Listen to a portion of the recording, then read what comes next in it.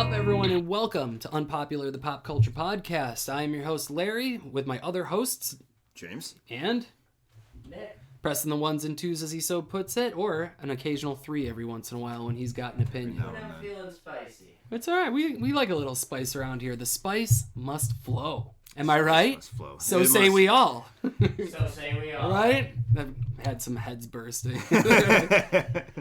But anyway, this is our newest episode, and I want to thank, because I'm keeping track of this shit, of our new subscribers we got. We were joking last episode that we were down to 14, and they keep dropping like flies. Well, obviously we did something right with the last couple episodes because we recouped. We did. We're up to 17 now, and thank you so much for all of our new subs that have joined us. You make it all possible. Just Very like sweet, those, yeah. what are those old... Is that PBS like specials, the telethons or whatever? Yeah. Because of you, you make it possible. Yeah, you saved beaver dams and kept Unpopular, the pop culture podcast, in motion. Don't let us die. Sponsored by people like you. There we go. Oh, maybe I'll add a star wipe right there, Yes. or some glitter shit, Absolutely. But anyway, we saw we got a new sub off of our Pullbox episode, so I thought it would be a good idea to keep that train rolling and talk about the new One Bad Day Clayface that came out. I gave it to James, and he fucking forgot it. What an asshole. Oh, okay, Get the camera on, James. See how much of an asshole this guy is. Big old fucking asshole right here. Big old brown eye right there. Just huge, massive. No, asshole. just kidding, because I didn't even ask him to bring it. I totally forgot, so I'm going to be looking at that shit on my phone. And you will all get to see great pictures of it because I'll actually post the image on the video. And if anyone's just listening, you're shit out of luck. Well, you couldn't see him anyway, so... Use your imagination. Use your imagination. And if that's you're right. reading this, I mean, we got to consider you're probably listening on a phone, in which case you could just Google the shit. So. You could. It's the future. Or just buy the issue because it's good. It is good. I was just telling James, I think this is the best One Bad Day that's come out since...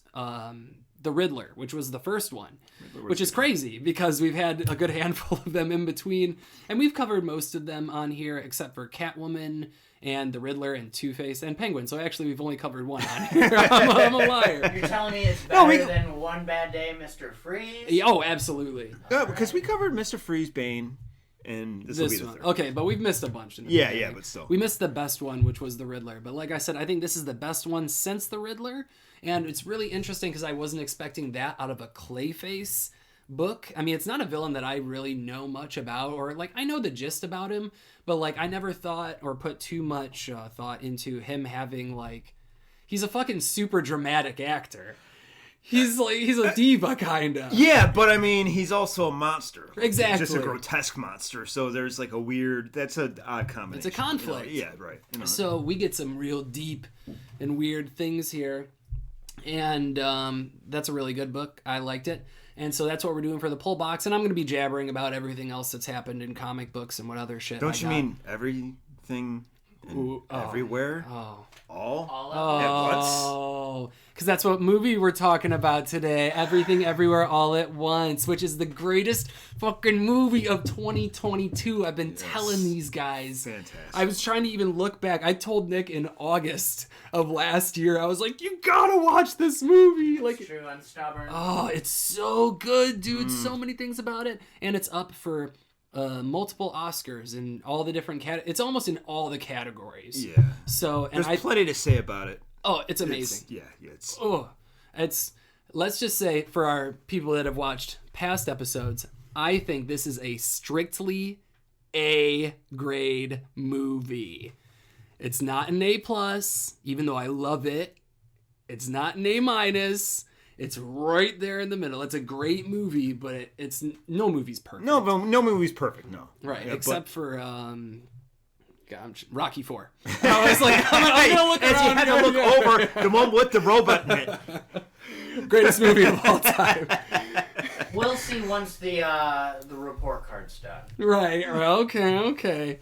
But yeah, it's like up for Best Picture, Best Actress, Best Supporting Character, just so many different things, and I think it should steal every single one of them, or I revolt. Because I've watched a good couple of the other movies in these categories, and they're not even close. Not even remotely close. Like, this movie has it all. It's got action, suspense, drama, romance, comedy, Hot dog fingers. Hot dog fingers. Hot dog Kung fingers. Fu. It's fucking amazing, and I love it. And I'm super excited that we're going to talk about it today. So hopefully we do it justice, and we do a good job. So before we get into the meat and the potatoes of the episode, I want to take a quick minute, as usual, to kind of shoot the shit with the boys and see what everyone's been up to.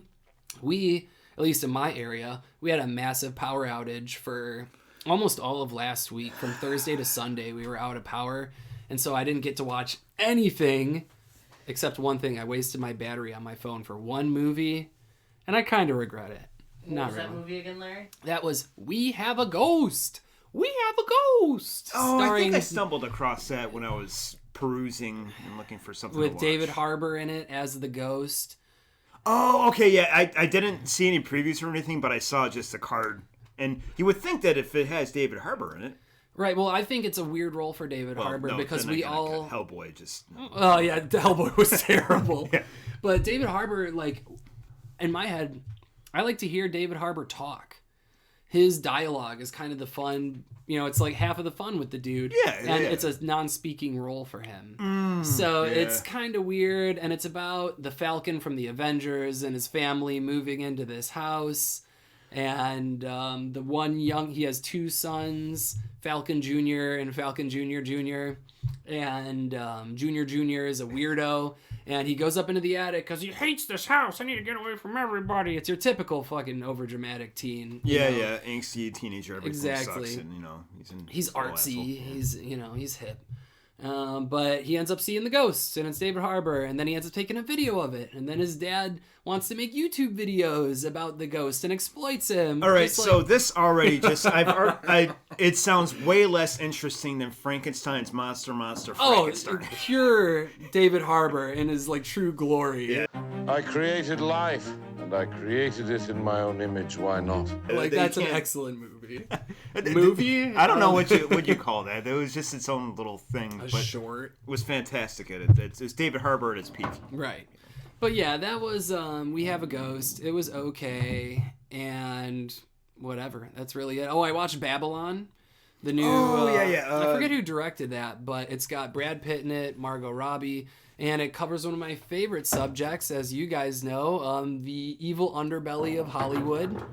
And but yeah, it talks about the evil underbelly. I had to yell at the dog upstairs because he's playing with a bone. He's gonna get it later, I swear to God. But anyway, yeah, Babylon, it's about the evil underbelly of Hollywood. Not really, but we follow 4 characters that are involved in old Hollywood in the 20s. Sleazy shit. And as it transitions from silent pictures to sound pictures, or talkies, as they call them sometimes back in the day. Talkies. And Margot Robbie's a babe, as always, so that was entertaining. Brad Pitt was good. And it was just a very entertaining movie. You're forgetting about the most important thing. What about Spider-Man? So when I texted you and told you that I watched this the other day, I'm like, oh, I just watched Babylon. It's a pretty great film. And you're like, oh, it's one with Spider-Man in it? And I'm Yeah, like, Spider-Man. I had to stop for a second because there's been so many Spider-Men at this point. But there's only one. It was Tobey Maguire. Tobey Maguire, Original yes. Spider-Man. I'm like, oh, yeah, he's in. He's not a main character. He's just in it for a little bit. He sticks out in the trailer because they gnarly the fuck out of him. They made him all pale and he weird looked looking. gross. He's a creep. Yeah, He's a total creep. They play up pretty good in the trailer anyway. And yeah, that's it. That's all I really watch. And I'm honestly surprised at you boys, because no one has mentioned my Adidas track jacket, which is very out of the norm for me to be wearing. I sent you a picture of an Adidas body bag. You did. I'm stepping out of my comfort zone with this jacket. Tori got it for me for Christmas, and I was like, am I the kind of guy That would wear an Adidas that will wear an track- Adidas track jacket? And you know what? It depends on the outfit. You know what? I mean, I thought it was off, And I'm not but I wearing a didn't hat say either. anything because, I find that when people, when they start going to the gym, they start dressing. Oh, you think this is a gym thing? No, but it is a true thing. When I start going to the gym, I start dressing differently, even outside. I mean, outside the gym and stuff. I just think they're sharp, dude. And I'm gonna Track jackets? Yeah, Yeah, I'm dude. gonna Nothing keep wrong it with that. nice. So I'm not gonna end up like that guy in the Adidas sweatsuit. Oh yeah, dude. Don't muck it up by because it's tempting, but your gym clothes don't say nice and pristine after. This is comfy as fuck, dude. It's super a warm. nice It's jacket, got yeah. 4 pockets. I haven't worn cargo pants in a 4 long time. pockets? Yeah, it's got 4 pockets because I'm not wearing cargo pants. On that principle alone, that's well worth it, whatever the price was. Yeah. But anyway, back on track. James, what did you do this week? You said you were playing a video game. I was playing a Hi-Fi Rush, but it's awesome. But I'm white, so I lack the coordination to like play effectively. Okay. But it's awesome. It's a great game. And what else was I playing? You need to train like Rocky in Rocky 3. You yeah, need to get some I need to rhythm. Have you ever seen the montage where he's like, "Yo, you want me to dance in the ring to box, but I can't dance because I'm a white guy." And so he teaches him how to dance, basically. I just really need to tap into my black friends to help me. You don't have any. I don't have any.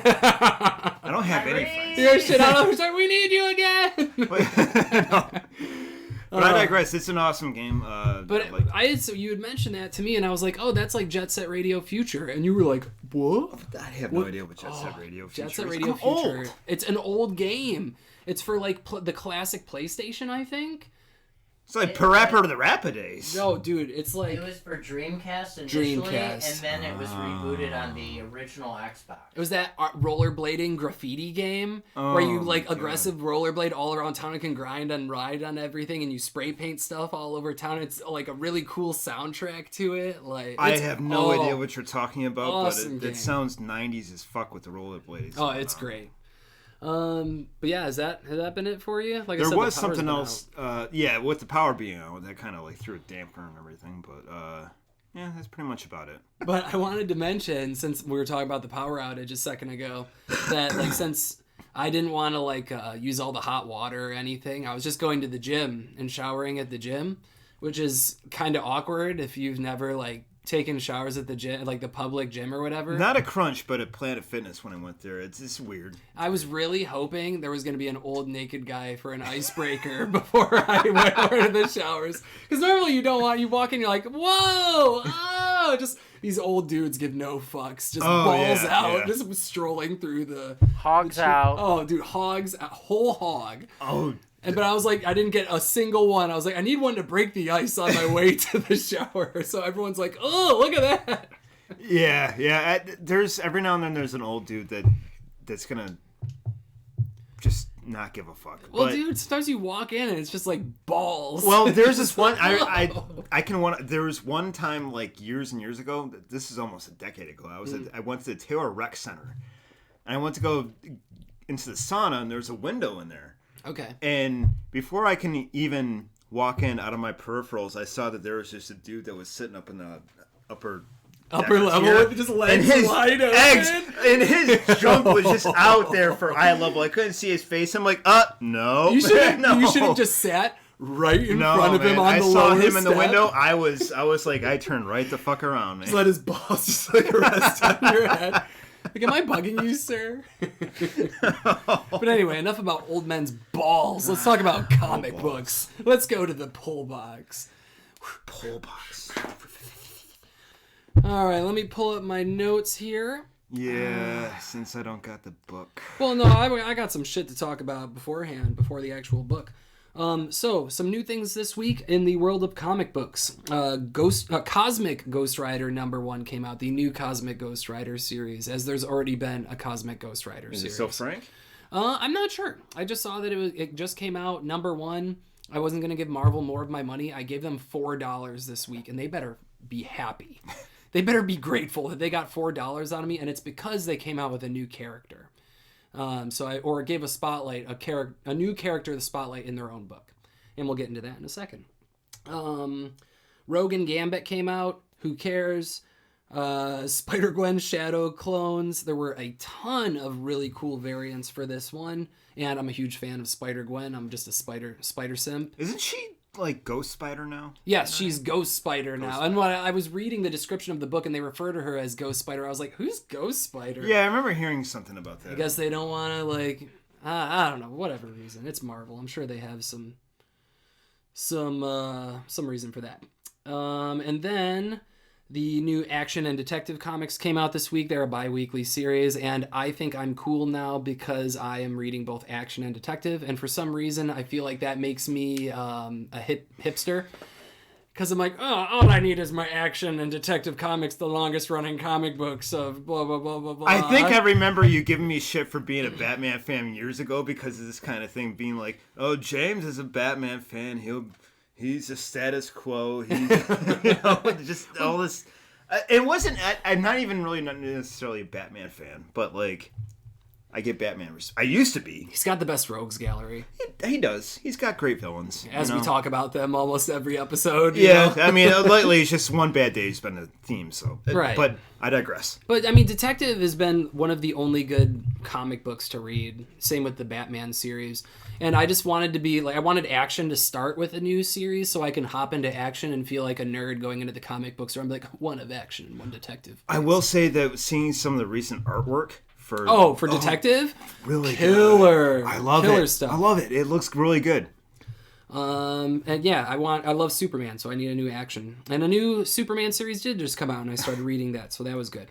And the new Barbarella series, The Center Cannot Hold, which had also a ton of cool variants, and I'm going to get into that in a bit, because they were really, really sharp. Let me grab my books. What was in my pull box this week? We're going to be doing 2 weeks, a quick skim through. Here's my Action Comics 1052, so I have proof that I'm a hipster and I'm super cool and I read Action and Detective. Here's one of those detective books we were talking about with a really cool cover. Oh, it's just like super sharp artwork on Detective beautiful. Comics these days. I love it. There's Superman #1, the new Superman series that came out is pretty good. I like it so far because I love a good lighthearted Superman story where we just see Superman being Superman, lighthearted, being a good guy Superman and shit like that. And it had a cool cover. So I thought I would grab that. Image Comics got my money this week with Local Man #1. This is a really interesting artsy book. It is one of those flip halfway through and read the other side. I missed those. I haven't seen those in forever. They're fun, and they have like two I didn't know those interjoining were still a stories. thing. The first story looks like a cheesy 90s superhero team, and we see them in action at the beginning, and That's then something happens. Very, very Rob Liefeld. Oh, yeah, it's purposefully. Not, yeah, it's not 100% Liefeld because there's talent involved here, but But, sorry, Rob. Sorry, Rob. We have your generic characters with just like different names, and we know that some dramatic thing happened, but we don't know what. But through the other side of the book, we see one of the characters that was on the superhero team in a more realistic or more serious comic book art style, returning home. Everyone hates him. We found out something happened between him and another one of the superheroes on the team. And this is going to be a really interesting drama series that is going to get my money, I think, the next couple weeks because it's different.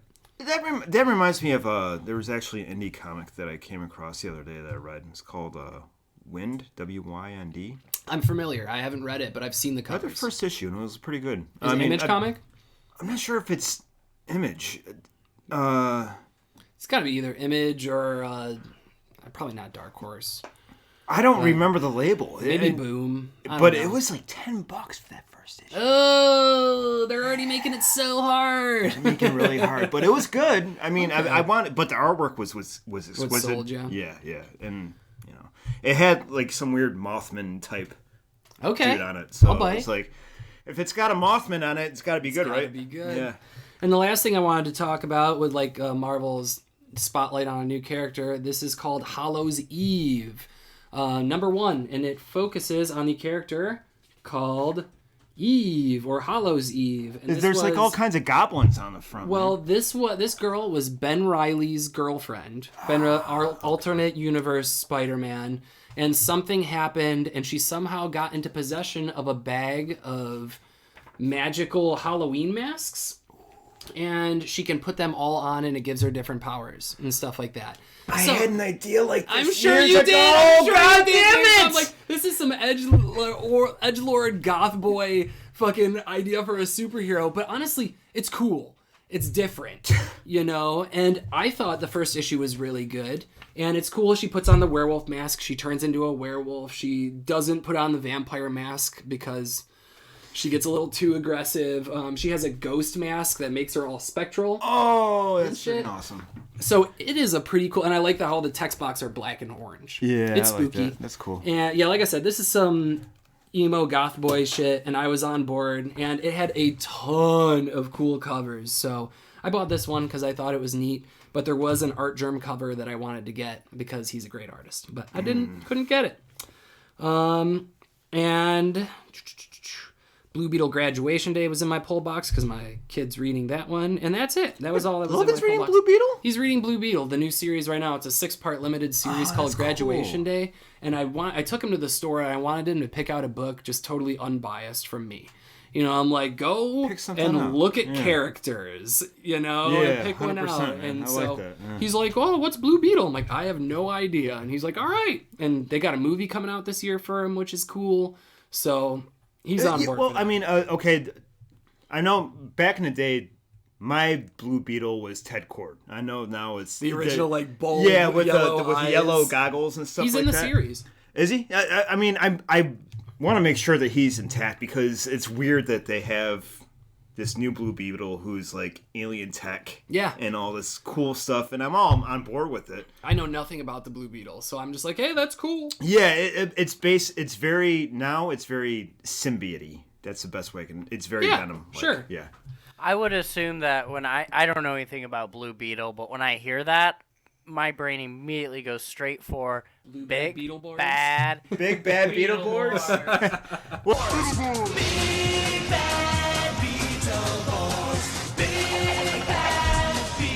The new incarnation is not that all that different. From, Yeah, I mean, kind of. He's not like a Power Ranger like the no, Beetleborgs but he were, still but- has like a power from like an alien tech. Like Yeah, it's not from Blue a Scarab or Jay something. Leno Dracula. No, I was gonna say, anytime I see Jay Leno, I also think of Big Bad Beetleborgs. All right, so that's what was in my box this week, and that's what I'm reading. Maybe I'll talk about the other stuff in future episodes, or let me know if you have any of those books, or if you're reading them. What do you think? I really about them? want to read that one. Oh, you can borrow it. That's all you. So I want to talk about the cover of the week this week. Last time we did cover of the week, it was really easy for Alex Ross. This week, Alex Ross was back at it again, but he did not get my cover of the week because I felt like there was some other stuff going on outside of the Rossdom that needed some attention. Because he did a super dope Green Goblin cover for not a Spider-Man book. It was just a totally weird book. And a Mystique. And they both look phenomenal. But it's Alex I could see Ross. him doing a really good Mystique for sure. I am a total scumbag and buy smutty girl covers all the time, dude. I can't help it. I'm like, ooh, is that a bikini cover? Give me that. Ooh, that looks smutty. Give me that. I want that shit. It's I wonder art. why you're not a sucker for that, give me cosplay that. chicks. It's amazing I have a lady in my life. You know?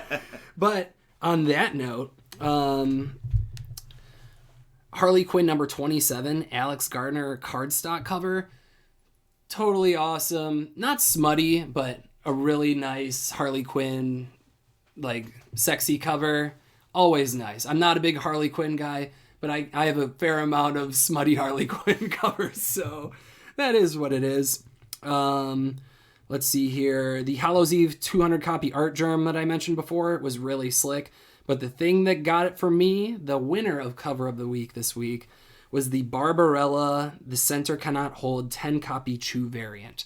And it is just sharp, man. And it's just like Barbarella in her prime. It looks like some sort of Cyberpunk 2099 neon lights, you know, kind of deal. She's got a little like Fennec Fox looking thing with her. And she's just looking like a babe. Barbarella. Barbarella's great. You know, what is it? What's the line from the Clutch song that precedes Set to Stun? Oh. And it's...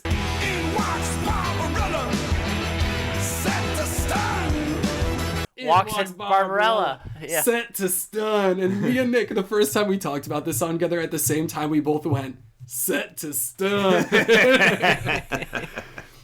Yeah, Barbarella killed it this week on cover of the week. So, but anyway, I want to talk about our book and discussion this week, and that is, I almost said Bane, One Bad Day. It is One Bad Day Clayface, which is the newest entry in the series, the first before the last one. We still got one more to go, and that is One Bad Day Ra's al Ghul, which I think is weird. Like, because I don't think he fits into He the doesn't category. fit that mold. No, all these No. other people are the typical rogues gallery. Yeah, of but Batman. Roz, that's a good way to end it, though. I feel like You that's think so? because he's so difficult to capture, And how do you finish Ra's al Ghul's story? You know, Are we gonna see like a tragic backstory? for right? him Like or you know, something? what are we gonna? What's gonna be here? Like, I just you know, don't see how you can make it interesting. Because he's such a character beyond, I feel like, the scope of this. Right, because he's outside of any kind of, like, what kind of personal connection can one, like, really identify?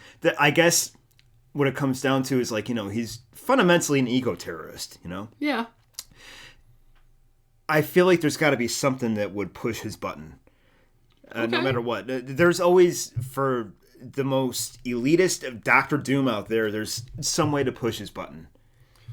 I feel like it has something to do with his daughter. It's got to be has something to do with Talia. Talia. Or I even like saying her Damien. name. Maybe Damien. Talia? Talia al Ghul. Talia al Ghul. Talia al Ghul. The name just screams sex. Yes. It's a nice mouthful. Yeah, there you go. And if you're talking about the sexy thing still. But anyway. Both. One Bad Day Clayface. This is written by Jackson Lansing, which I just want to say Danzig or Lansing. but no, it's Danzig. That Lansing. would be great if it was illustrated by No, it would just be girls with huge tits and blood and like skulls and shit, werewolves. Yeah, it would. You're like, oh yeah, it would have made it better. It would have made it better. Way better this way. This all really happened. So anyway, he did work from. He's a new writer, or at least new in the grand scheme of major comic book production. He's been in like 2017 to the present. He did 2022's Captain America, DC's Nuclear Winter Special, and Nightwing. And he's also done a couple other things like Dog Days of Summer, all like DC one-shot specials that are just kind of fun and goofy where they give multiple writers a shot at a little bit. So it's kind of cool to see him. And then for the artist, we have Colin Kelly, who's basically just worked with Lanzig, I'm going to call him. He's done the same stuff as Lanzig, plus Batman Beyond Neo Year from 2022. Oh, there you go, Nick. There you go. Good artist. Actually, no, that was the other writer. There's two writers for this. I was gonna say, Sorry, okay. this is outside of the norm of the other books because this has two writers in it. Okay. They've worked together. It seems like they can't be a good writer on their own, so they have to work with each other on all their projects. I'm missing some shit here, dude. Right, but they do a good job. Well, a lot of I feel like creative teams work just really well together, and that's just how it is. Like who are those? Moorhead and Benson? Is that the directors? I'm not sure. They worked on Moon Knight, and they've done a couple movies together. Okay. But yeah, they work as a team, you know. The Russo brothers, for instance, you know. So Oh, gotcha. Maybe that's his situation. I don't know. The art is done by our one-word name, kind of like Prince Zermanico or Germanico. It starts with an X. I don't know. It's Fancy. I'm American. I'm gonna be an asshole and be like, I can't pronounce it. I think it's. Is that some Latinx thing? Zermanico. Is it X starts with X? It starts with an X. Probably either Z, yeah, like a Z sound, or Ger. Hey, if you're listening, buddy, tell us how you pronounce your name in the comments.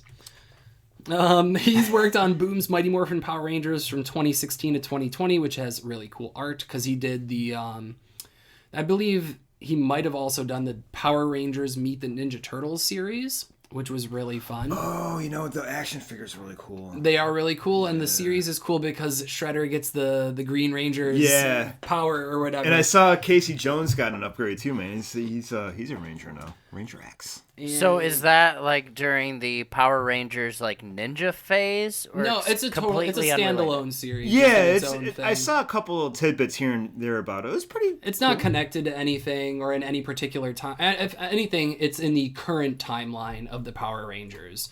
But I think it might still have. No, it's not the current because it has like Trini and all of the original Mighty Morphin people as characters in the story. Tommy and all of them. And then Zermanico has also done work on Kiss comic books from 2012. Congratulations, a handful of people appreciate that. And Injustice and other DC stuff. But he's a good artist. I like it. But the overall plot for this, and I'm going to read it because I can't type out a good plot on my own. All Basil Carlo ever wanted to be was an actor. No, one of the greatest actors there ever has been. However, his life went off course when he became the shape-shifting monster known as Clayface. After years of doing battle in Gotham City and distancing himself from his dream, Clayface goes out west to Los Angeles. Creating a new identity, he pursues his dream of acting only to find that Gotham City isn't the only place with an overwhelming sense of dread to it, and that he might not have what it takes to make it in the City of Angels. So he'll reshape the city to fit his needs in a deadly pursuit of stardom. I feel like that description is basically the problem. What do you mean? Lay it on me. And the way I mean that is Clayface is right. What do you mean Clayface is right? Normally I'm on the side of the villains, and I'm like, yeah, I get it. It's just like, dude, they're compromising the art for just a cheap production of what people want. He's a true blue thespian. He loves acting. He loves the theater. His heart's in it. His heart is in it. And that's a problem he runs into in the book, is that in trying to be a true artist, he's in a world where it's all just about making money, cheap production, making it happen. Yeah. Making it relatable. That was one of the key highlighted things in the issue. So the way this book starts out, and what I like about the dialogue or the dialogue boxes in this, is that it's artsy. So like the first page looks like a journal, like someone's been typing in it, and it just says it's actually written like a film script. Yeah, exactly. Yeah, it's written like a script. Like type font and everything, highlights, setting. That's a cool take. Yeah, it was pretty interesting. And you know what? Unlike Bane, this was super easy to read. It was. I had difficulty at first just because there's so much going on between in the restaurant. And Sure. like people taking orders and the dialogue between him and the other wait staff. I know what you mean. There's a couple pages where they're Kinda showing confusing. multiple things going on, like how they show multiple scenes in a movie back to back. Yeah. To show everything going on in one Initially, spot. it's kind of like a little bit jarring. confusing. Yeah, and I didn't really know. But going on, it was much easier to get into it. Yeah. And so we get a look into Clayface's like apartment. It all looks nice, but then we see like a picture of like the perfect face that he's made out of pictures and like taped them all together. And he's talking more and more. Like, what is some of the dialogue here? He says, He's putting himself this is together. what it is. He's in the bathtub. It's just like a puddle of clay, and he's just talking. He's like, I'm new to Los Angeles, but I don't think I'll ever leave.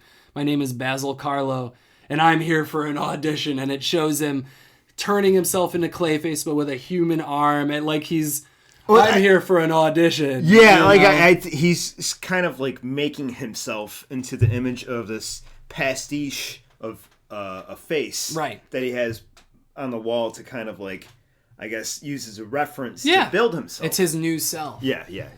Clay. His name is Clay. And so it shows him morphing into this guy and working in a restaurant, right? And just kind of getting to know all the people The ins in and the outs. restaurant. Because all the people there, they all had their aspirations for Hollywood too. And they all like him. All the people that work at his workplace, the restaurant or whatever, they all like him. He has a good relationship with all of these people. He's on good terms. He's always helping them out, but they also have interest in making sure he gets there. Like, it's a good relationship and weird. Yeah, and it's weird because, like, granted, I don't know a lot about Clayface, but it's like he's building rapport and he's developing relationships with these people, and you think they're healthy, Right.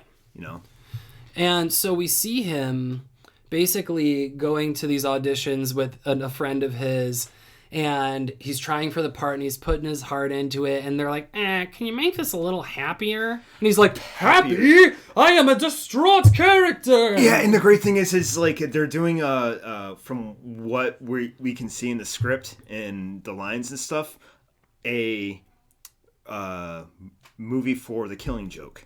Because Right. he's playing the Red Hood. Yes. Yes. So that's an interesting scope at this too, that the Killing Joke is canon to their universe, or a story, I guess. Did it happen in real life and they're making a movie out of it? Well, that's Or- the thing. I guess that kind of plays into it a little bit. Like, to say that this is everybody else's version of The Killing Joke, I guess. Okay. That's the way I kind of read into it a little bit. All right. No, that's cool. So he goes to the audition with his buddy, who's also an actor. They both try out. They don't like Basil, and they as they're leaving the audition, they go somewhere just to shoot the shit and talk, and his coworker tells him that he got the part.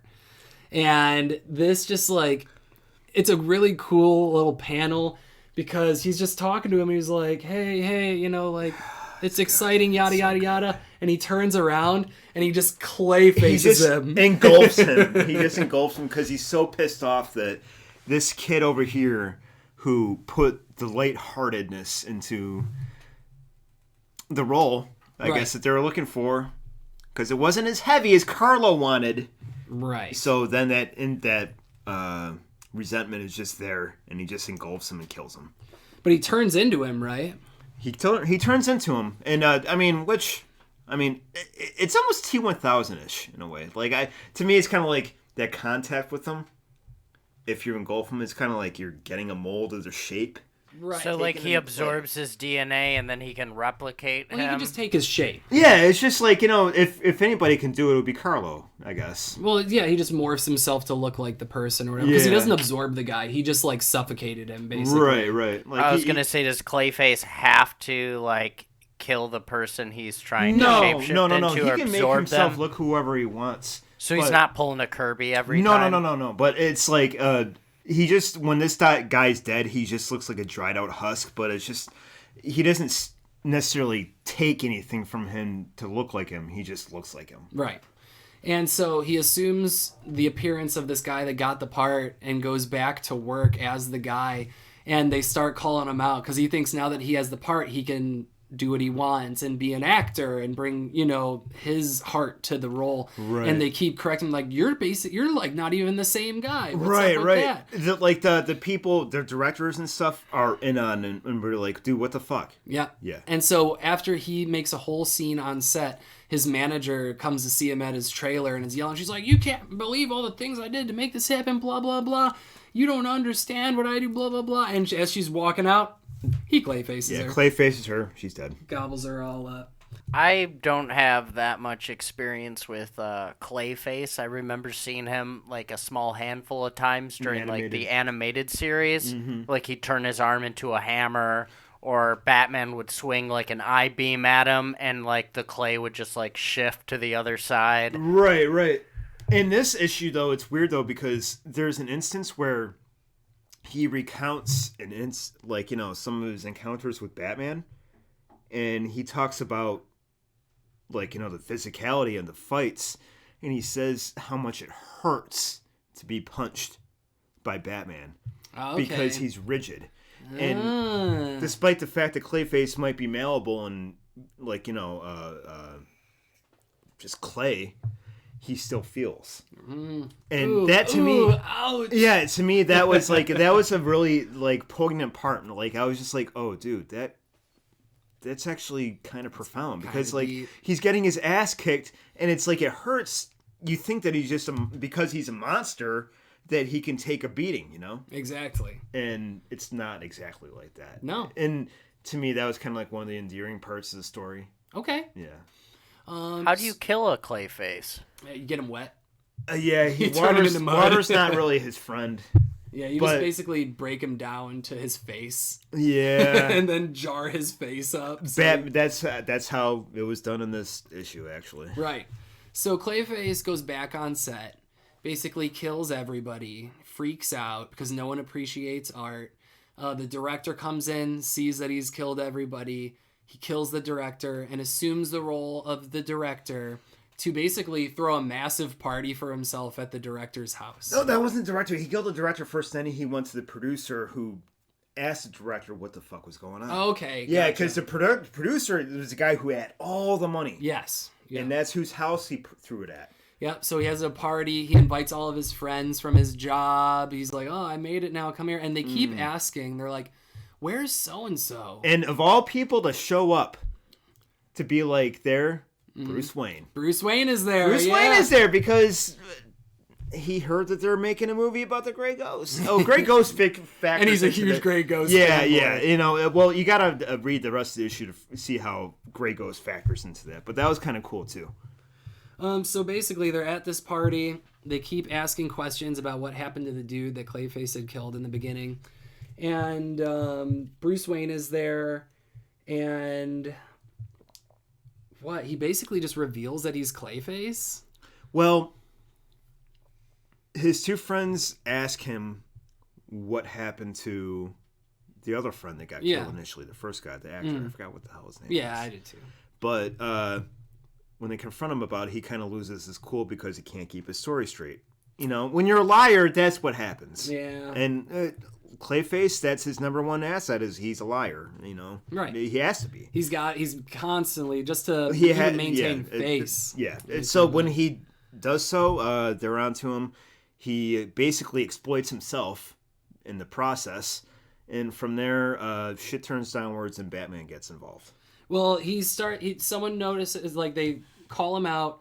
Everyone knows he's Clayface. His friends, they're like calling the police, yada yada. And my favorite panel of the whole book is on this next page, where he sees that his friend is called 911, and he starts morphing into Olive Face, and he goes, "I'm anyone, I'm everyone. Yeah. Why shouldn't I get the role?" And he leaps down and crashes onto the ground with a big, "It's my turn" kind of deal. And that was a really just powerful. You feel it, and you feel bad. Even though he's killed all these people, you feel bad, because I don't know if anyone else was a total loser growing up, but you're like, when is my turn? It is. It's a thing where it's like, all the Batman villains have something about them that's kind of relatable. And like, Freeze was... They made it poignant, and like all the other issues too. This was like, dude, yeah, I get it. Especially when it comes to art, your own art. You feel like you have something to give, and people want to see it. But then you feel like your talent is wasted, by people that are lesser. Yeah. Like how you're over here doing this podcast with me. Right? Don't blow me, dude. James leaves after this and goes, "I can't believe they put me in that room bullshit with those losers." James, you know what button I pressed to go to your camera? Number one, baby. No, don't. He saw that on the first episode, and it's gone to his head since then. It's just like, that's bullshit. I hate just riding the high. Yeah. I hate no. It's awful. You're number one, James. He's number one. I think the most unique thing about... That's only because the only way I can rationalize is because I say that I'm number one in your heart, not everybody else's. Okay. Your heart. Yeah. Your heart. Dealer's is choice, the only one that matters. Let's quit jerking each other off here. All right. Gotta reach around this whole... Anyways, what I find the most fascinating or the most interesting about this whole One Bad Day series is we see all these villains that are normally stomping ass, and they're in like a vulnerable position. Sure. They're in it's their story. compromising. Yeah, they're all being humanized. It's grade A. Yeah. Good stuff, man. I like that. Yeah. And this one really hits home. And so at the end of this, it starts to rain. Batman shows up. That whole narrative about the rain, because he says in the beginning, it never rains in LA, but when Batman comes, it fucking rains. And when it rains, it pours, baby. Oh my god, it's such an awesome friggin' because Batman comes all the way to Gotham, all the way from Gotham, and he brings the rain. Oh man. So Batman shows up, it starts raining, they fight each other. Basically Clayface breaks down to a hand with the help of Batman, because of the water and stuff. And he captures him and locks him away. And then at the end, we get a cool little scene of Clayface's prison. And he's basically just a little face in the center of the prison, and it morphs out on all sides. It's all the people that he killed. He's like, and he's asking for feedback from his acting or the monologue from those people. So really cool little closer on that one. It's bittersweet. Yeah. All of them, man. Like all of them. So that was it for One Bad Day, Clayface. I thought it was absolutely phenomenal. If you haven't picked it up yet, pick it up. We didn't spoil really any of it. I mean, other than the main story, but all the good parts. We didn't, like all the dramatic parts we didn't talk about. No, the most importantly, if you enjoy art. If you enjoy the art, you will enjoy this book, because Clayface is a man who approves of and appreciate the art for what it is. Harlow Basil. Basil. Basil? Basil. Not to be confused with the Rathbone, though I'm sure that he was probably an inspiration. Okay. I will say that. I'm not sure. Basil Rathbone? You know the name? I'm not familiar, no. Okay, so you're too young. Yeah, that's the problem. I know Grandpa James over here. Wraithbone, that stuff that the Eldari have and build their shit out of, but I don't know no Rathbone. And we're all over Basil the place. Rathbone was an old school actor. Like, he was in a Okay. lot of really good films, and then Like some he ended up... Casablanca shit. Yeah, then he ended up in some really shit films subsequently. Okay. Yeah, but Basil was the man. But I digress. Awesome book. Yeah. Fantastic read. I think that you'll like it if you're a Batman or Clayface fan. Yeah. Or if you've already read it, let us know what you think about it down in the comments below. And look forward to One Bad Day Ra's al Ghul. We might be talking about it. It all depends. I'm intrigued. For Okay. Sure. So You much more than me. We'll see how it goes. Because maybe a different book will come. Maybe you'll like Hallows Eve so much that we need to talk about it next episode. Because I think it was interesting. And so we're done with One Bad Day Clayface. I want to take a step back to Hallows Eve really quick before we move on to the ticket booth and talk about our movie. So, I always complain that Marvel always just changes characters, making them gay, making them whatever for the sake of just doing it. Yeah, it gets old. There's nothing to support that other than they're like, we need to get a different Diversify, audience. We need to right. diversify. If it was for like more minimal characters, there were like on the periphery. Oh, that weren't so highly established. Like, like Shatterstar. You can make Shatterstar gay. Sure. It's fine. It's like, but The gay community doesn't want Shatterstar, okay. Shatterstar's cool, We're dude. about to- I like Shatterstar, even despite the Liefeld isn't me. Right. Liefeld was pissed about him learning that he was like gay or bisexual. Well, they They don't even want the Razzle Dazzle or the Rat Dazzler from Dazzler, X-Men. Right. That's what she's Oh. called, right? The fireworks chick? Yeah, Jubilee. The Jubilee. Jubilee. Well, Ugh. they're both fireworks chicks. Right. I think you mentioned once before that there was like a gap between issues where Jubilee literally was or Dazzler turned into Jubilee or something like that. I don't know. Maybe. I don't But know. I mean, fundamentally, that's kind of what it came down to because everybody forgot about Dazzler and then Jubilee was there. Right. But the thing about Hallows Eve is that this is a newer character that probably will suffer from identity issues at some point from all of her different identities, all the different masks that she's wearing. Why not make her a gay character? Or why not write a story about someone struggling with their identity? She would probably be pansexuality fits for a character like that. Well, I'm just saying any kind of story that focuses on identity issues, I feel like this would be the perfect opportunity to make a gay character that's decent, that isn't converting another character to be a queer character for no reason. And I don't think they're going to do it. But I was just reading this. I'm like, you know what? I read this and I think about identity. Yeah. I feel like she's going to struggle with her identity. And why not write a really deep and meaningful story? Well, right out the about gate, I think that she's an gender amazing identity character. or sexuality identity or whatever it may be. Right. Perfect opportunity and they're missing it. So normally I'm like, they're making my characters gay. And I'm like, they're not making them gay. Like, what's Marvel doing over there? I mean, if a character was gay by default, Right. and I enjoyed that character, and they made him straight, I would be pissed. Yeah. Well, it's changing a character. You like that character for a reason because they are who they are at that particular time. Right, you like him for those reasons. Right. If any character started off as gay, I wouldn't want to change that nature of them. Well, and you know what sucks? Every time Marvel has tried to make a couple new characters that were queer, and they're terrible.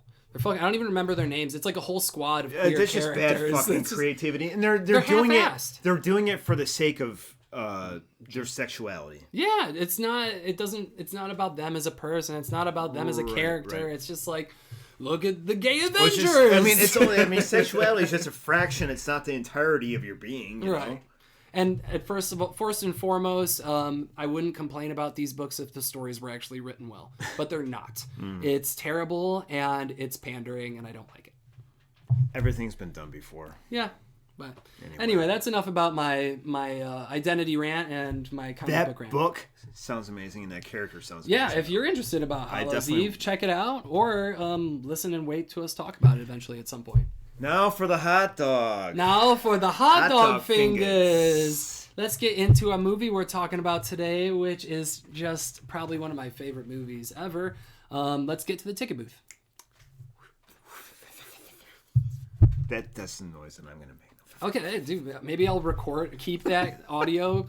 And I that'll hope be not, the sound because now I'm effect really we use. self-conscious about it, and it's not going to... Can you isolate and enhance? So you should be. It sounds stupid. Just distort it, and just distort it enough so you cannot tell that it's me at all. Okay. Okay. I'll change the pitch up so Dude, it sounds like whoop, whoop, whoop, whoop, Yeah. something like Fuck that. it up. Fuck it up so it doesn't sound like it came out of my mouth. But anyway, this episode on the ticket booth, we are talking about the Saw that movie smile from Nick over there.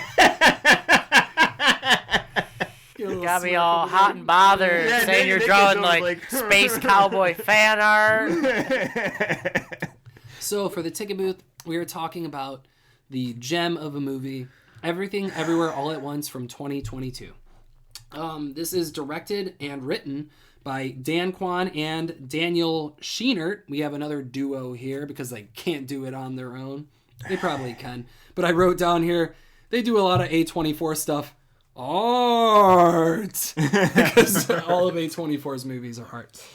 And the basic rundown of this movie: a middle-aged Chinese immigrant is swept up into an insane adventure in which she alone can save existence by exploring other universes and connecting with the lives she could have led.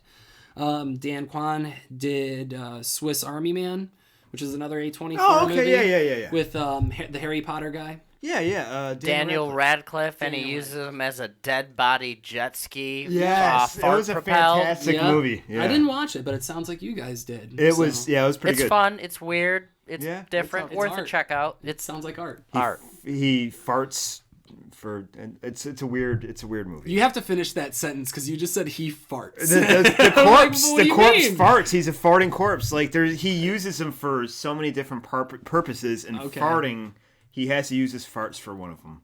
Okay. It's an odd movie. He even uses him as a canteen. Like uses his. Yeah. Yeah. He drinks water out of his. Like it's a weird movie. Interesting fact. Now we're talking about dead bodies, and I don't know how true this is, but I think I've heard in my bouts of work why dead bodies float. The gas buildup. Yeah, it's the necrotic gas buildup. I think in the bladder because all the bacteria. Yeah, builds up and there's so releases much. gases. Typically, the digestive tract is going to generate so many gases. that Turns you into a balloon. Yeah, You don't even need to kill me to make me float. So yeah, he did Swiss Army Man. Daniel Scheinert did. The only movie I wrote down for him, I've never seen it. It just had a funny title: The Death of Dick Long. So Is that the leader of the Long Dick Gang? the Long Dick Gang. Plaguing downriver? The plague of Downriver. I'm so happy this is getting James's heart. But yeah, I just put the death of Dick Long. ... So for our cast, we have Michelle Yeoh, who is up for Best Actress for this movie. She did She really should good. get it. She was in Tomorrow Never Dies, Ew. Crouching Tiger, Hidden Dragon, and Kung Fu Panda. As these, what do you say, a soothsayer? She was the soothsayer. Is that like a mystic? Like, Yeah. Okay. As yeah. opposed to like a doomsayer, you know. Okay, I didn't know that. Doomsayer's like It's like a shaman, right? Or a Yeah. a future seer. Yeah. prophet. Okay. Yeah. And then we have Stephanie Su, HSU, from Marvelous Miss Maisel and Shang-Chi.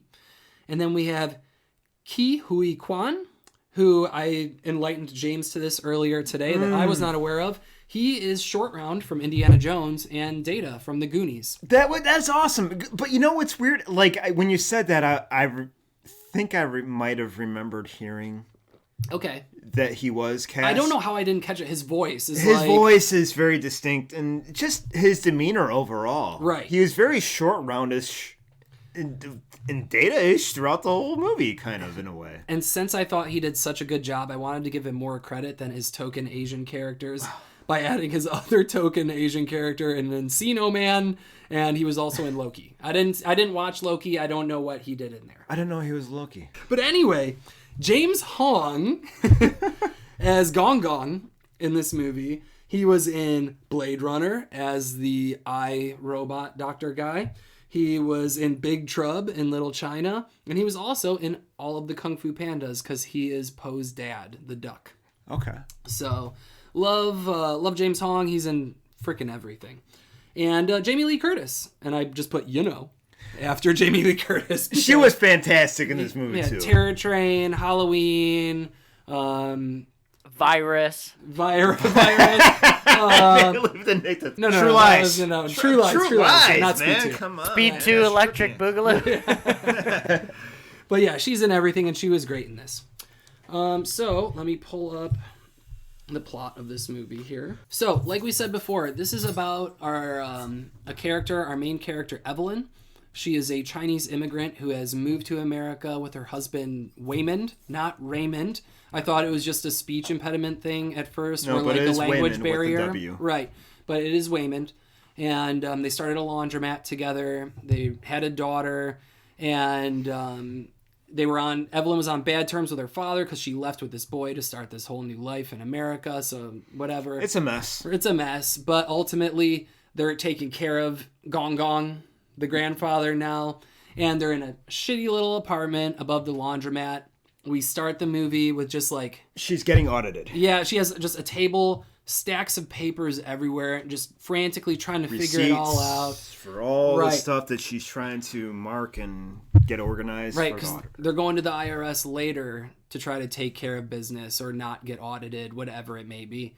And we also see Waymond, her husband, approaches her, who is my favorite character in this movie. I know he's not the main character, but he damn well may as be. No, he's number one, the supporting character. Yeah, and he's just as important as Evelyn, even though he's not like the main force. He ultimately saves the day. Yeah. But Waymond, her husband, who's a total lovable goofball, thinks he's always doing the right thing, even though perceptibly he's not. Right. He's always trying to help the situation in his way, in his own way, which is sometimes a goofy doesn't seem way, like it's not the effective, right but way. it ultimately ends up working out in everybody's favor. Right. But he's trying to talk to her while she's looking over all this paperwork. He's trying to give her a piece of paper. He's trying to be like, hey, can I talk to you? I know you're not listening. Can we talk later? And it's divorce papers. He's trying to divorce because obviously their marriage is doing probably just as good as their laundromat. Not doing so hot. Because obviously they've been swept up in just the rat race of life. You know, they wanted to start this life together. It was going, it wasn't perfect, but it was theirs. You know, but it's all just chaos now. She's swept up. She's distracted. She has no interest in dealing with her husband. It's very hectic, and she looks down on him, kind of. And the weird thing is like she's having a conversation with her daughter, and her having dinner with her lesbian girlfriend. Yeah, because the daughter's a lesbian, which they're super traditional Chinese. So Gong Gong, Grandpa Gong Gong, she's really stressed out about how he's going to handle it. Right. And then in the meantime, we see in the background the security footage that Waymond is doing all this crazy shit. Oh yeah, so as they go upstairs and they're dealing, the daughter Joy is talking to Evelyn, the mother. We look at the security camera footage in the background while they're talking. Yeah, and it's like it's not the main focal point, but it's what you're staring at in the scene. Yeah, and we it's see well shot. Out of all the different screens, he's jumping over. Yeah, things, Waymond's doing some crazy shit, and this is when you start to notice there's something weird going on here, and he goes into the office and does some weird shit. But anyway, it focuses back on just kind of the relationship between everybody. Joy struggles with Evelyn because Evelyn doesn't know how to talk to her daughter and doesn't know how to approach the situation with her being a lesbian and Gong Gong. She struggles with her father. Much stuff. Waymond is struggling with not feeling listened to with Evelyn, and it's just a lot. There's a lot of emotions going on. There's a whole lot. There's everything. And what I love about before we get to them going to the IRS is that a customer's looking for their laundry and Evelyn's trying to find the bag of laundry. Oh, that's what's her face. That's the chick that I was telling you from about. Parks and Rec. She's the shell with shoes on. Yeah, Marcel the shell with shoes on. I don't remember. I can't remember her name either, but she's a notable actress. But Waymond, he's trying to find her laundry, and Waymond says the laundry's upstairs. And Evelyn goes upstairs, and all of the laundry bags up there have googly eyes. He's Googly like, I eyes. put the laundry upstairs. I think they're Wayman happier puts up there. googly eyes on all the shit. He puts googly eyes on everything, and Evelyn hates it. Yeah. It's super funny. So at this point, they go to the IRS office. They decide that they're going to bring Gong Gong with them, and it's just going to be them two and Gong Gong. And so they show up, and it's their IRS worker is Jamie Lee Curtis, who's, like I said before, phenomenal in this movie. She's just kind of like they're like, sell us on a frumpy IRS agent lady. And that's what she did. Yeah. Like, she's just like, where the outfit's perfect. The look is perfect. The attitude is perfect. She's a bitch. You know, she's being a bitch to them because, like, there's a language barrier and they can't understand certain things. And she makes it known that she's a tough cookie by all the awards. Oh, that look like just big butt plugs. Giant butt plugs behind her. She's like, I didn't earn these from nothing. Well, there's like a really like grossy, like it's just one of those scenes where you're like, oh, people are gross. Where she like chugs a coconut milk or something out of a little cart and she like gulps it. I'm gonna chugs regret it, this. Yeah, crunches it and throws it away. Yeah, which is what I do typically. But on their way to see Jamie Lee, we get our first real like idea of what's going on. They're in the elevator on the way to see Jamie Lee, and out of nowhere, Wayman snaps into this weird. You see him kind of like snap up. And he takes out an umbrella, covers the camera, and he starts talking to Evelyn. He's like, you have two choices when we get up to the top. You can either turn to the right and go to the janitor's closet, or you can go to the left for your regularly scheduled meeting, whatever, blah, blah, yeah, blah. it gives blah. her a set of instructions on the back of the divorce papers. Yeah, he's like, if something happens, just follow these steps and you'll be fine. And so they walk out. She looks and she sees that there's a janitor's closet. But they go and they see Jamie Lee first. But as things are starting to go really wrong, because Evelyn can't concentrate because it's just so stressful, Jamie Lee's character is just talking all this IRS nonsense, and she's kind of catching them in some bullshit, you know, receipts that they wrote for things that were business expenses but aren't business expenses. And so as she's kind of giving Evelyn heat, Evelyn looks at the instructions, and it's like, take your shoes off, put your shoes on the wrong feet, think of the janitor's closet, close your eyes, hold that thought, and press the button. Yeah, press the green button when you imagine yourself in the janitor's closet. Right. So it's like, you know, basically the kind of like in the Matrix. Elaborate. Yeah. The beginning of the Matrix. Yeah. That's like exactly the whole elevator lead up is like when Neo's getting a call or whatever from Morpheus 100%. And Trinity, and he's guiding him through the office. Like, you can either run to this cubicle and then climb out the window. Yeah, or... and his correspondence with Trinity and stuff like that. Yeah. Exactly.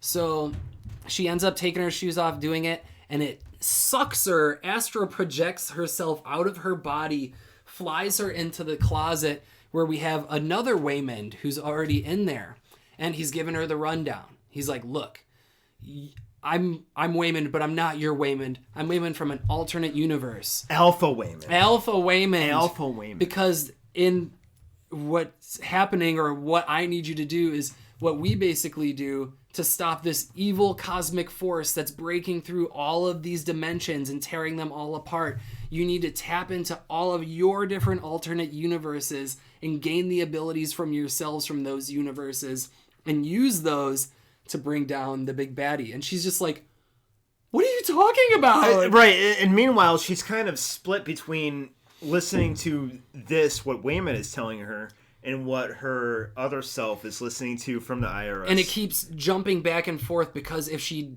is distracted or thinks too hard about one reality, she's pulled into that reality. Right. Which is a stress on the brain, and we find out later the pot is cracking. Yeah, that Wayman says it's like every time you jump, which is what that is, you put a crack in the clay pot and make it weaker. Mm-hmm. So as they're talking about this and Wayman's like, this is what you have to do, we see two fists punch in through the door of the janitor's closet, grab Wayman and snap his neck. And it's Jamie Lee Curtis as like this goony monster, right? Yeah. She's basically just a big brute. Right.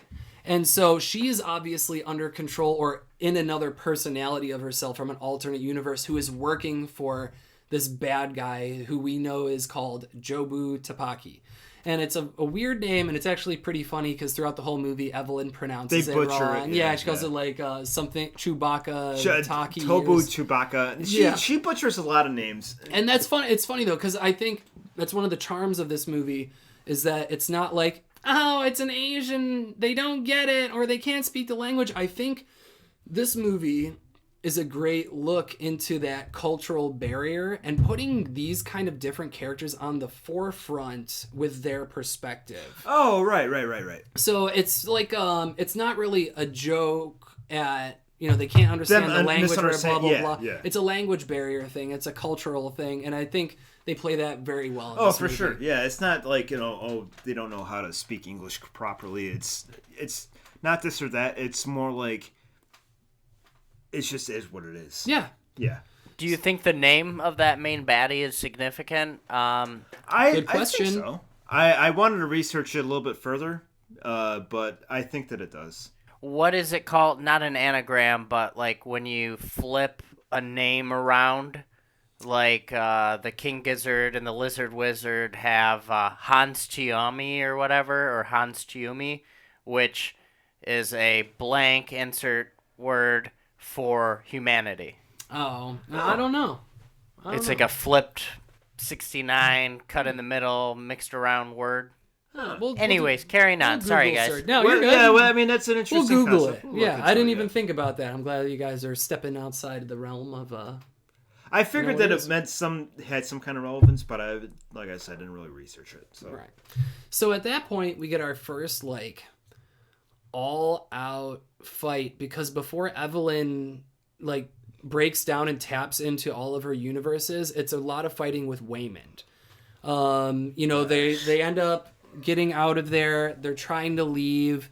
They're at the elevator. Evelyn sees Jamie Lee Curtis's character coming at him, and she thinks it's the evil version, so she socks her in the mouth. Yeah. And it's just her, the IRS agent. Yeah, she's approaching in kind of like a threatening manner, but it's just because she has that cart behind her, and then the way Waymond is talking to her, she thinks that she is a perceptible enemy. Right. And so she acts accordingly, punches her in the face, and it turns out that she didn't really need to be punched in the face. Security is called.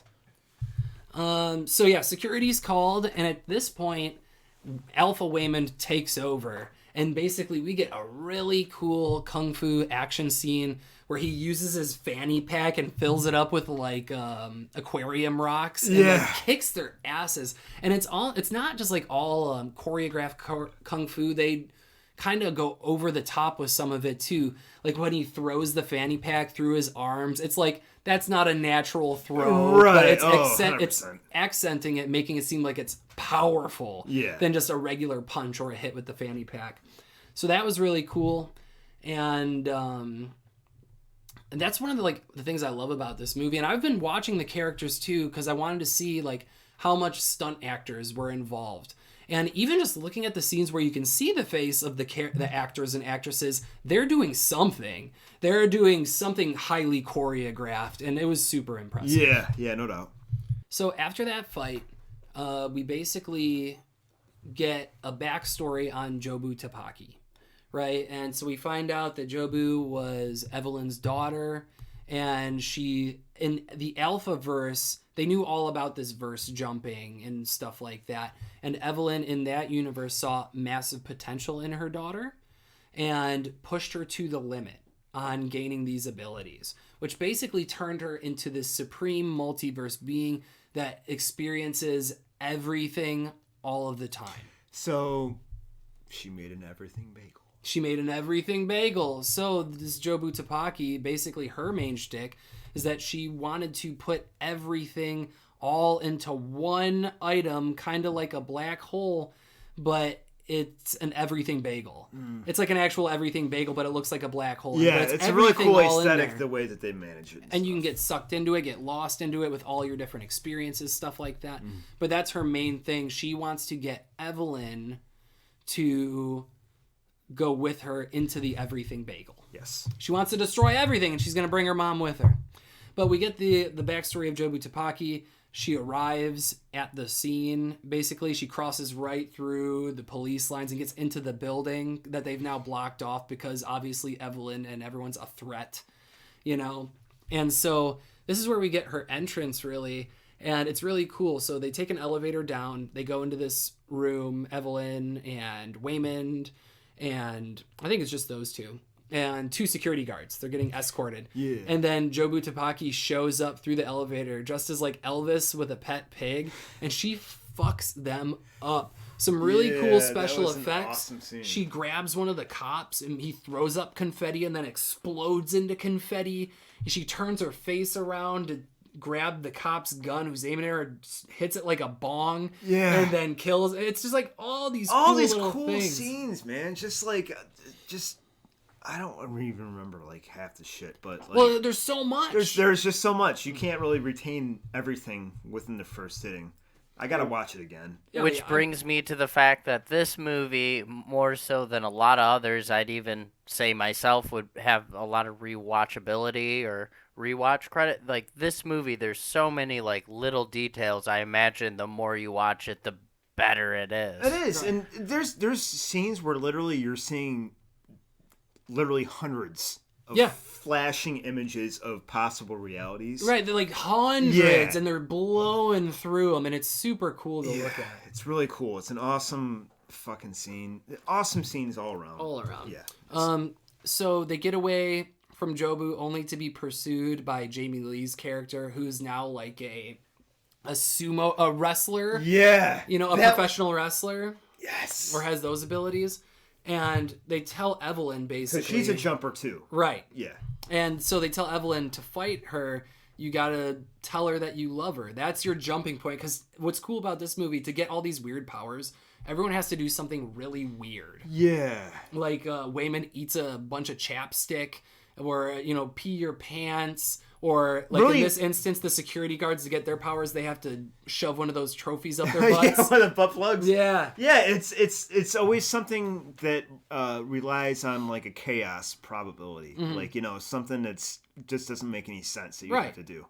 And so, as Jamie Lee is descending upon Evelyn to knee her in the face from an upper level, Evelyn succeeds in telling her, I love you. And we see her to gain these kung fu powers, but we see it in quick time. She gets transported to another life where she never left with Waymond. She got attacked in the alley by a bunch of goons, but saved by a kung fu master, who then taught her kung fu to teach her to be a kung fu master, which then made her an actress, kind of like Bruce Lee, like a kung fu master actress. Yeah, world-renowned badass. Super successful, and it jumps to her like in the limo at a premiere of her movie, her next kung fu movie or whatever. Yeah. And then, like, we get that whole story, but then when it goes back, like, she starts being a badass, and the music that cues in is Claire de Lune. Okay. And that was, like, just such a fantastic musical cue. Well, other than that one, in another scene, another kung fu scene, where they show her getting increased lung capacity from being an opera singer. Yeah, the Chinese opera music that's playing in the background as she kicks all of their asses, like with the police shield and everything. Yes. Phenomenal. It's not just like action sounds, blah, blah, blah. They're really cool action scenes. Yeah, and the music cues and everything just involved was just fucking amazing. But this is what breaks my heart about this movie, because I love Waymond as a character. Everyone loves Waymond as a character. Everyone loves Waymond. Everyone loves Waymond. Waymond, your parents are over here.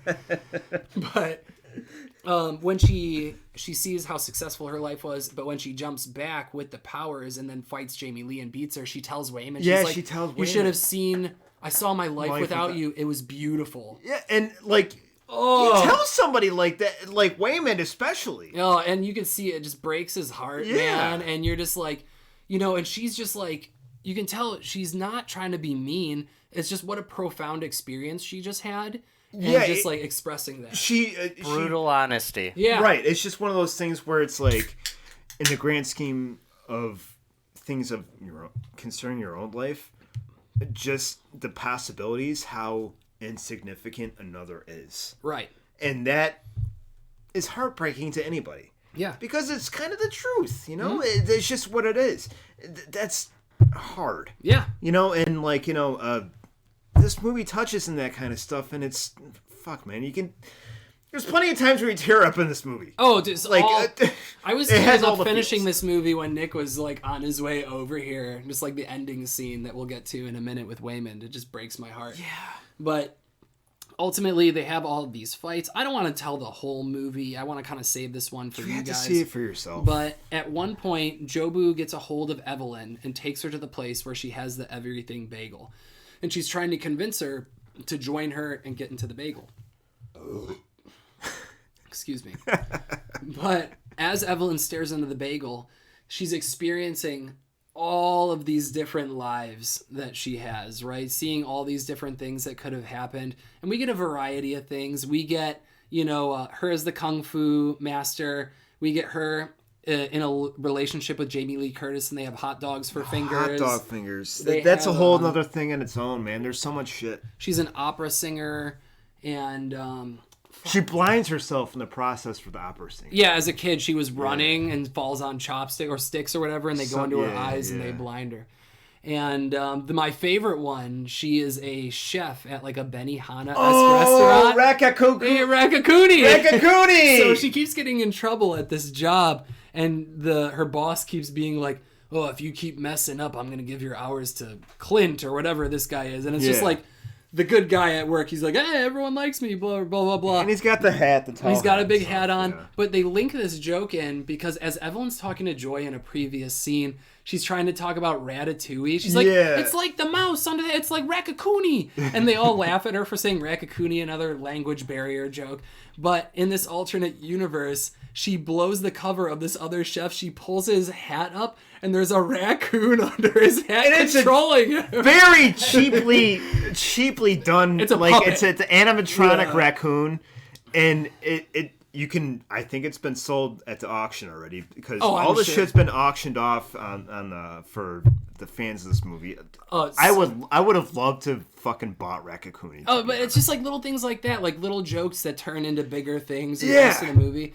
And in all of these universes, she's kind of deciding to give in to the bagel and be bad. Yeah. In the universe that we see at the very beginning, she gives up and just is kind of mean to Waymond and breaks a window while the cops are there.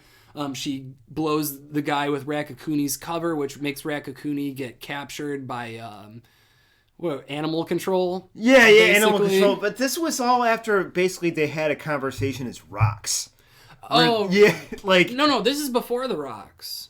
Okay, but the rocks have googly eyes. That was eventually. That wasn't revealed too much later on. The googly eye one, and that was an outlier. But as she's doing all of these bad things in our main universe, in the IRS place, everyone has converged. All of the SWAT is basically in there, and Evelyn's fighting them all, and Waymond's there fighting. But as she's deciding to be bad and kind of give in to the bagel and do all of these bad things where she just kind of giving up on the universe, she doesn't care about those universes anymore because they don't matter. Right. At least in the negative perspective of one who can verse jump.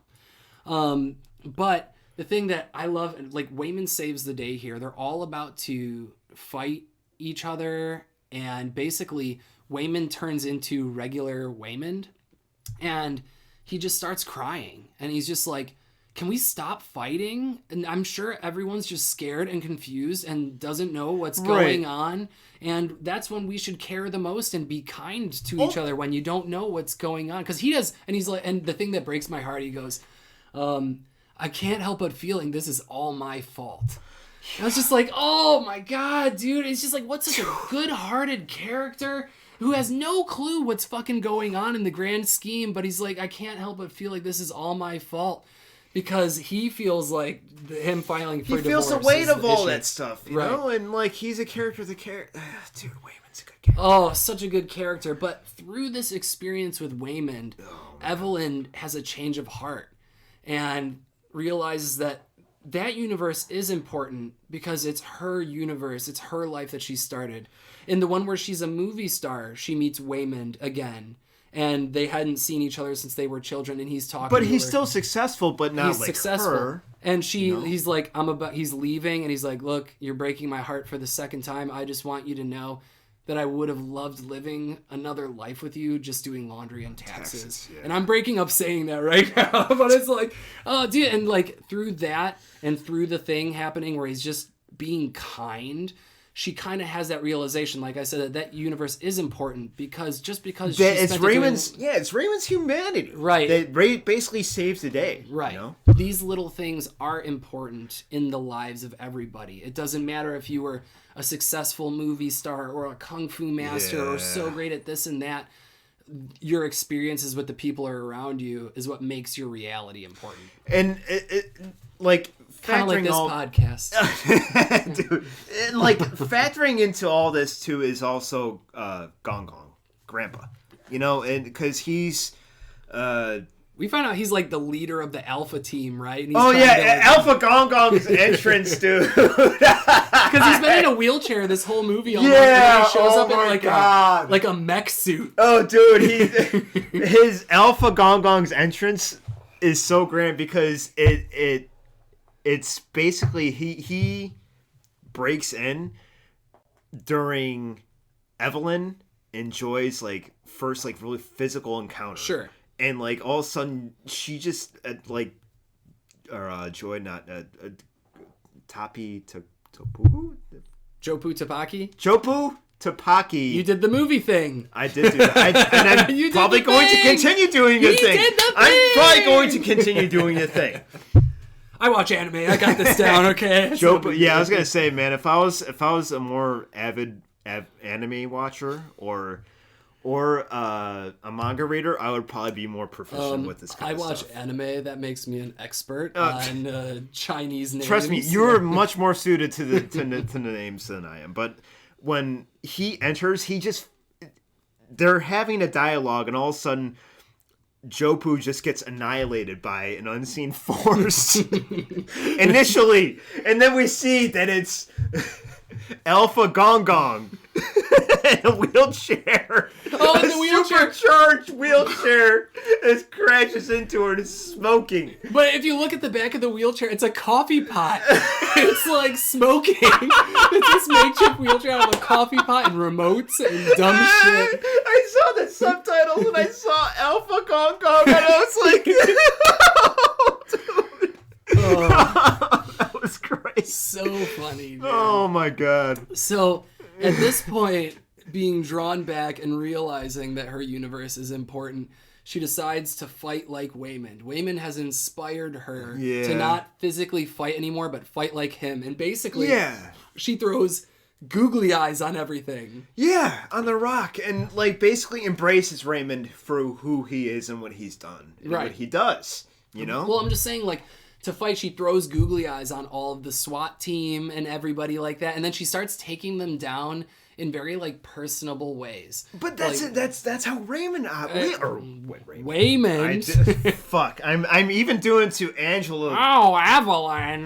Sorry, that was a bad Ray Romano. But so Evelyn has decided to fight everyone as Waymond would in very personable ways. Like one of their customers from the laundromat earlier, who always talks about his wife who has passed away, always used to wear this perfume. He's about to throw a grenade at her. She grabs it, turns it into a perfume bottle, and sprays Gives him a spritz. him. Yeah. So it's like all these fun, loving kind of ways to take all of these people down. And she finally gets up and reaches Jopu Tabaki. And they kind of have their confrontation at the bagel, because the bagel is now in the office sucking everyone and everything in. And they basically get sucked in and experience all of these different realities together, as Evelyn is trying to convince Joy that being Jobu Tapaki is not the way, that this existence matters, or any existence matters for that matter. Yeah. I mean, fundamentally what it comes down to. One, they're a piñata family. There are a bunch of different ones, but then we see two of them as like rocks. It's just rocks. Yeah, with and like they're having this dialogue, and it's just really all text on the screen. Yeah. Because the rocks don't have voices. Yeah. So that's fun. And I feel like that whole scene was almost kind of like a little precursor to like the what's it called? Not I guess a precursor, but a setup for Marcel with the show. The show with shoes because, on. Yeah, it's just a show with shoes and googly. It doesn't have googly eyes? Yeah, no, it has just regular eyes, but they might look like googly eyes because they actually move around and everything. Oh, well, I think they may have changed. Because he's claymation. All right, basically. yeah. Well, he's not clay. He's a real shell with other clay parts. Yeah, whatever. He's a shell with shoes on. But anyway, throughout all of this, Evelyn starts to go through all of these verses that she was in doing bad things, and she's righting all of her wrongs. She gets on good terms with Waymond in the real verse. She gives him a hug, and they embrace each other.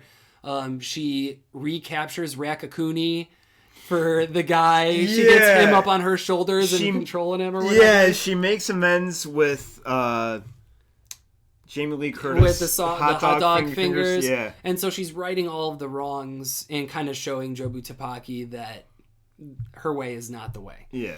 And so it jumps back to reality, the regular verse, and we see Evelyn tell Gong Gong, Joy, this is Becky, Joy's girlfriend, and Joy is not happy about it because even though Evelyn has come to terms with it and is trying to do the right thing, Joy's just at her limits. And it's at this point that Evelyn realizes no matter how hard she tries at this point, she just has to kind of let her go. Yeah. You know, she's just got to let her be because she's doing hurt to her. Evelyn is doing hurt to her daughter just being around her. So she's got to just let her be and do her thing. But it all ends up being okay because giving her that freedom. Right. Made her basically come to terms with the whole situation on her own. Right. Joy, that is. Right, and so she gives up the Jobu Tupaki, or it dissipates, or it just it goes away, and she's just Joy again. Yeah, basically she just fundamentally... And that's the thing, it's kind of difficult to see where Joy and Jobu kind of like really... where they intersect and overlap. Sure. In this last scene particularly. Oh, the whole thing kind of like, wraps up that not just that situation with Evelyn, but just the whole generational kind of gap in, I guess, disharmony between like, Joy and Gong Gong. Okay. Just like, how that is also resolved as well. Sure. Like, just all that was just so many fucking feels in the whole thing. The whole thing is good, and that's basically where the movie ends. I mean, everyone ends, it's all good. Yeah. Right? Jobu Tupaki is destroyed. Evelyn is happy with her life again. Waymond is alive, and they are happy together. And their marriage is reaffirmed. Right. And it's a great ending to a fantastic movie. Like you said, there's so many feels going on in this movie, whether it's, wow, that was cool. Oh, wow, that's neat. Oh, that breaks my heart. Oh, that's hilarious. It's really profound shit. It's a good movie. Great. It breaks your heart, mends it, and fills it back up, all in a matter of like 30 minutes. And this is only an hour and a half movie. It's the perfect kind of movie. I think it's 90 minutes. It feels, there's times where it just feels like it's a lot longer because there's so much just literally going like on. At times feels like it's like 30 pounds of shit crammed into like a 10-pound bag. But I mean that in probably the best possible way, just because it's a lot. But it all goes so smoothly in the movie. The movie, it's so well paced that it doesn't take away from it. Exactly. It's just... You had to watch it multiple times to kind of like really get a full appreciation of Sure. it, And we're struggling, I think, I don't think we're struggling reviewing it, but like this is a hard movie to talk about. Yeah. Because there's so many topics to tackle, so many things going on, so many things to talk about. I mean, the amount of work that went into the detail of this movie, seeing the hundreds of different versions of Evelyn in a 5-second span, all of the special effects, all of the choreography, everything that went into this movie, it's just so insane. And like I said, if it does not get an Oscar, at least one, the whole shit is rigged. It's rigged! It's and if I die soon, you'll know it's rigged. But you know what? Blew their cover. Parasite got an Oscar last year. That was probably one of the first subtitle international, movies. subtitle or foreign language speaking movies that won an Oscar in the States in a long time. Because people don't want to read while they're watching movies. But Parasite was a fantastic movie. Oh, it's phenomenal. Yeah, phenomenal movie. Beautiful. And this is a beautiful movie too. Yeah. So, like I've bugged these guys for the last year almost, I would bug and ask and tell all of you, watch Everything Everywhere All at Once. It's probably in my top favorite movies now. It was the best movie of last year. Top notch. Hands down. Top notch. And I couldn't suggest it anymore. Yeah, 100%. I would agree. There's not really anything that I didn't like about it. Yeah, It's just there's great. no lulls. There's no thing. And I'm going to bring this up. Like, again, I already brought it up earlier, but yep. Hard A. Hard, solid A. Rock hard, solid, Rock hard. girthy A.